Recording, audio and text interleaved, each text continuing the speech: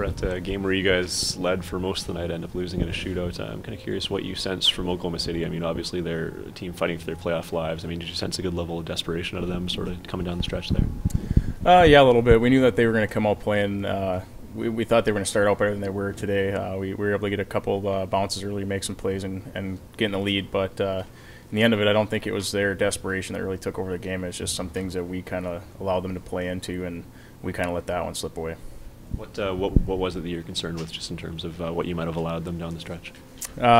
Too much ice. I think we kind of sat back at times where we could have stayed up and not allowed them zone entries from our forwards' perspective. And I know I had a couple in the second period myself, not getting pucks deep, managing the puck basically, and that kind of comes back to haunt you when they can transition quick like they do, and they have the skill to move pucks fast to the neutral zone and attack your end.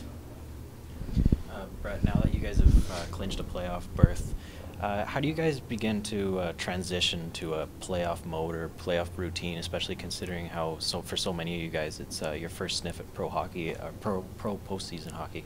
The transition's pretty much already started. I think we knew going into it in some of the games back all the way when we were out in Toronto and out in Utica, those were starting to become playoff hockey games for us. We hadn't clinched yet, and we want to go into the playoffs rolling. So hopefully we can continue to keep getting some points and wins as we go into the playoffs, and it's already started for us.